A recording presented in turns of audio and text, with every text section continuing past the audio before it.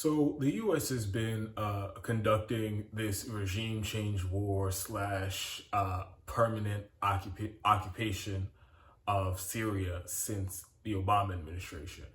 And when you go over all the atrocities that the U.S. and our allies have visited upon Syria in our attempt to overthrow Bashar al-Assad and to have our jihadist, ISIS aligned allies take over the country, and also to just straight up steal their oil.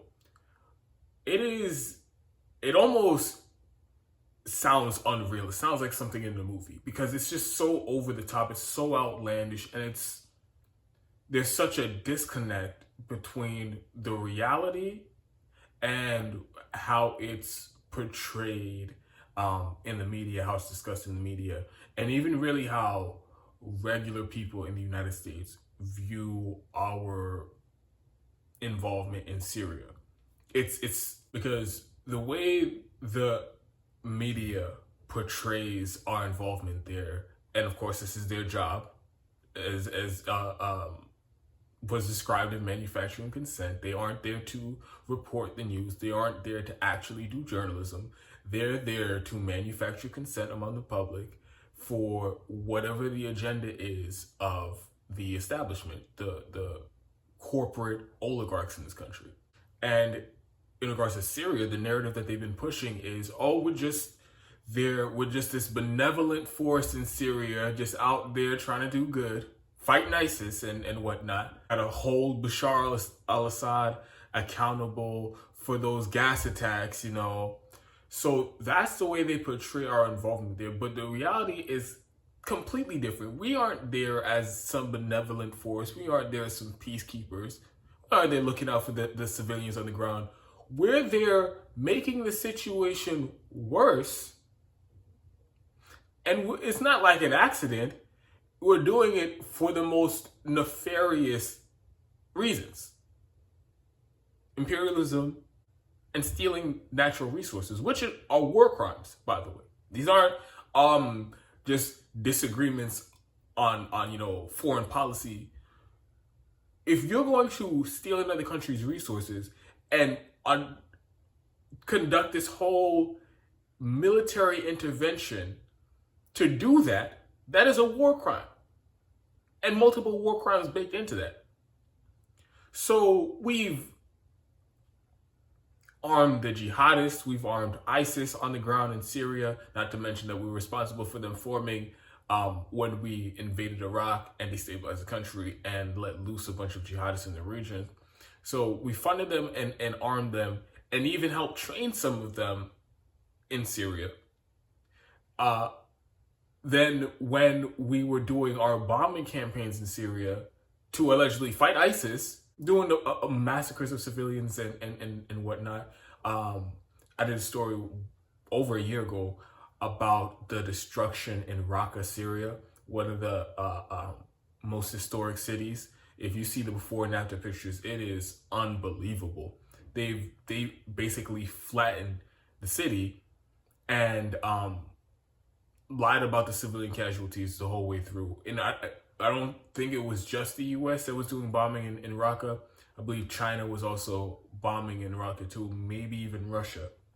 So it was just an international affair. Everybody is committing war crimes in Syria. So now the bombings are one thing, because and Rania Khalek, who's a journalist in I think she lives in Lebanon, but she's done original reporting in Syria. The bombings are one thing because you kind of know where they're going to go and you kind of know who they're fighting and what areas to avoid. But a whole other part of our involvement in Syria that nobody's talking about is the economic warfare, because we've put sanctions on them and basically crippled their economy, froze their bank accounts, made it impossible for other countries to do trade with them. And so, like Rania Khalek and others, the point that they've made is the bombings, they're terrible, they're horrific, and we're killing a bunch of civilians. But the economic warfare, that affects everybody in the country. and it makes it impossible to get food and medicine into the country. And even with the fuel, so Syria has a bunch of oil reserves in their country that the U.S. is illegally occupying. We're stealing their oil, and then now they have a fuel shortage. So in a country that is oil rich, the U.S. is occupying, stealing their oil, and we're not allowing them to trade what oil that they do have, and we're not allowing them to make any purchases and do any trade with any other countries. So now they have a fuel shortage in an oil-rich country. And this has led to just mayhem. Of course, with the rest of the economic warfare, you know, the lack of food, lack of medicine, and things like that, which all have led to preventable deaths. But with this fuel shortage, it's another emergency. Like the sanctions and the economic warfare, it is just one long, never-ending emergency for these people. And to have major fuel shortages in Damascus, in the capital of Syria, they are so low on fuel that they had to shut down public transportation. People are waiting hours. It's regularly waiting 8, 10, 12 hours for fuel outside of fuel stations. Over the last few days, people have been waiting 4 days to get fuel. Cars lined up miles and miles long. And this has created a whole set of problems because now you can't even have transportation within the country. So it was hard enough when your country is basically blocked off economically from the rest of the world. But now whatever is even there, it's hard to get around because there isn't fuel. And there's cars breaking down on the road, and again the miles long lines outside of the fuel stations, and it's created a horrible traffic situation. I don't know how many people here in the United States are familiar with having fuel shortages, but it is not a great thing, and it really does have a big impact on your daily life. Aside from all the other effects of the economic warfare, when you don't have fuel, so I live in Florida. I've lived in Florida most of my life.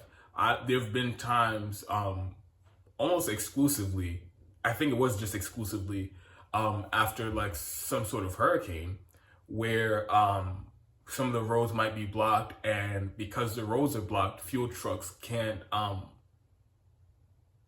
make their way throughout the state, and then that has led to gas stations not being able to fill up again, and this led to fuel shortages. And this has happened a few times throughout my life, and it is a really big deal because now, again, you are already kind of in an emergency situation. You may or may not have power where you are. You may or may not be running low on supplies or whatever. And then now you have to deal with the additional headache of trying to make sure that you have access to gas in your car. Because if you don't have gas in your car, especially in Florida, you can't really do anything. You can't go anywhere. You can't go to work. You can't go to the store. So when you have these fuel shortages, you have people lined up for miles just trying to get some gas, and then that gas station runs out, and everybody's scrambling to find the nearest gas station that has gas.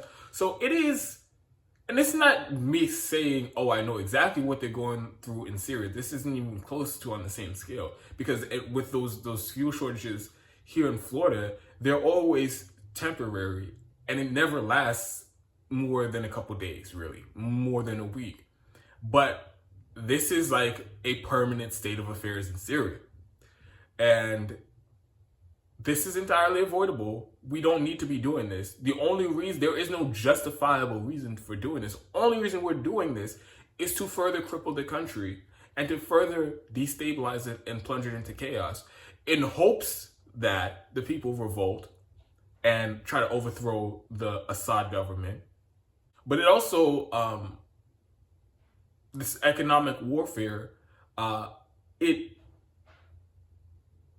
there's another effect that this has that I don't think is really talked about that often. And so, yes, it's part of the sanctions is like I mentioned, the pressure campaign trying to destabilize the country so much that it just completely falls into chaos and the government can no longer keep control of their citizens. That's part of it. But also, it helps perpetuate the narrative that the CIA and the State Department would like to portray to the world about Syria and the Syrian government. And this is no defense of the Syrian government. Bashar al-Assad is a war criminal. He did commit war crimes throughout this entire debacle in Syria. So this isn't like some leaping to the defense of Bashar al-Assad and the Syrian government. But the U.S. likes to portray the countries that we're adversarial towards, that we are explicitly or implicitly pushing for regime change towards. We like to portray them as these these governments are so corrupt, they're so incompetent, they're incapable of just doing the basic functions of government. And all of that helps manufacture consent among the public here in the United States for our involvement. Because if you're not really that up to date with U.S. imperialism and this same tired ass playbook that we've been doing for decades, and all you see is this country in chaos, and it seems like the government has no control, it makes it, you're more receptive to the solution that our government is going to try to suggest, which is, oh, of course we have to be involved here militarily. We have to be involved here trying to support the rebels who are against the government. We have to do these things. It's humanitarian. It's the humanitarian intervention. And when they plunge a country into chaos with these sanctions, that's part of what they're doing. On top of just destroying the lives of these citizens, it helps continue the narrative that to justify us being there even longer, even though we're largely, if not mostly, responsible for the state of affairs in that country. And I was listening to an interview that Rania Khalek was doing. It was, I think she did it at the beginning of the year or something like that. And I keep mentioning Rania Khalek because she is one of the most informed journalists and reporters on the left who cover Syria. And that's not to say that she's perfect and she's never gotten anything wrong, but she has a very good understanding and of the issue, and it's personally affected her and members of her family too. So she has that insight, and there are many other great reporters and journalists covering Syria, doing way more than I have, and over the last few months, people like Richard Medhurst, who was also, but Richard Medhurst also has family in Syria, and he was from Syria, lived in Syria. Everybody at the Gray Zone does great work. Ben Norton, Max Blumenthal, Anya Priampal, many journalists who do great work on Syria and great reporting on Syria. But that interview with Rania Khalek, she said some things that were very insightful. And the point that I'm bringing up now, so she talks about how the economic warfare that we do in Syria and in Iran and in Venezuela and all these other places where we put sanctions on these countries, we get the immediate effects of the sanctions. We see the people starving. We see the empty stores. We see the long lines and the fuel shortages. We see, like in Syria, the power outages. They have like 4 or 5 hours of electricity a day. We see those things happening in real time, and it's atrocious. It paints a clear picture about the immediate effects that these people are going through and how bad these sanctions are. But another thing that again people don't really talk about in regards to sanctions, which Rania Khaled did bring up, which is that it's not just the immediate effects that these sanctions have. They will have permanent, this economic warfare will have permanent, long-lasting effects on the society in these countries and these communities.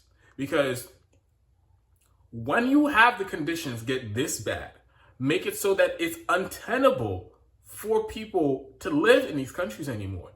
What ends up happening is the people who have the money, the people who have education, and who have these professionals that help run the society, like the doctors and the lawyers and the social workers and the people who help maintain the country, the educators. When it becomes so untenable as it is, and they have no choice but to leave the country, what ends up happening is now you can't just replace those people. Those are people and professions that take years to train and years of experience. So when they leave the country, because the situation is untenable, because the hospitals are not operational, because the schools aren't operational. So then what ends up happening is there's now a vacuum. All those people have left the country, and the future generations have to somehow figure out how to run a country and manage a society with a huge shortage of doctors, a huge shortage of educators, a huge shortage of lawyers and all these other professionals. And that breeds a whole other set of generational problems. Now, who's going to teach the next generation in Syria? So it perpetuates poverty, it perpetuates instability, and then that vicious cycle of lack of opportunity and anger and frustration that leads to more people being radicalized, and you then get more jihadists because of it. So we aren't even seeing the real full effects of what these sanctions and what this economic warfare in Syria is going to lead to. It drastically limits the potential for that these future generations can reach. And that is, it's to steal the future away from kids, from children, people who haven't even been born yet, is it's a horrible thing. And it's not as easy to quantify as people who've died because they couldn't get medicine, or people who died because they couldn't get food. It's not as easy to quantify, but that is such a real and profound effect of these policies. And I don't think it's talked about enough. So these sanctions in Syria are just getting worse. Joe Biden, I think he's even added more sanctions to Syria since he's come in. And there's no plan to remove them anytime soon. The administration is continuing to be belligerent and hawkish toward Bashar al-Assad. Of course, Joe Biden, they illegally bombed the Syrian government, and we continue to look the other way while Israel does it basically every other weekend. And there's been no break. There's no separation between Biden's policy towards Syria, Trump's policy towards Syria, and Obama's policy towards Syria. It is, we're going to destroy this country. We're going to drop bombs on them. We're going to subject them to economic warfare, all while we're stealing their oil. That is our policy in Syria.